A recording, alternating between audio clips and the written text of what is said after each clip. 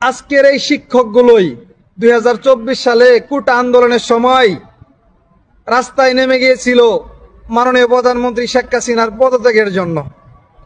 মাননীয় প্রধানমন্ত্রী শেখ হাসিনা যে শিক্ষকের জন্য, যাদের ইবতেদায়ী শিক্ষক ছিল তাদের স্কেল ছিল 8,000 টাকা, তিনি তাদের স্কেল 3,000 টাকা বাড়িয়ে 11,000 টাকা করে দেন।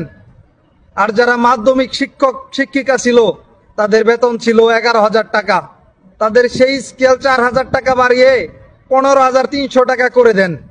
আর যারা উচ্চ মাধ্যমিক আছে ওটা তো বাতি দিলাম।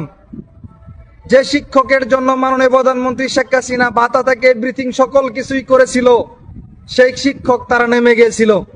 আজকে সেই শিক্ষক রাস্তায় নেমেছে তাদের বেতন বাড়ানোর জন্য, তাদের আশা আকাঙ্ক্ষা দেওয়ার জন্য। আজকে তাদের উপর লাঠি চার্জ, তাদের উপর কামান চার্জ, তাদেরকে পিটাচ্ছে, তাদের দাড়ি ধরে টানছে। কথায় আছে না, যার কর্ম যেমন তার ফল তেমন। মাননীয় প্রধানমন্ত্রী তাদের মন রাখতে পারে না এত কিছু করে।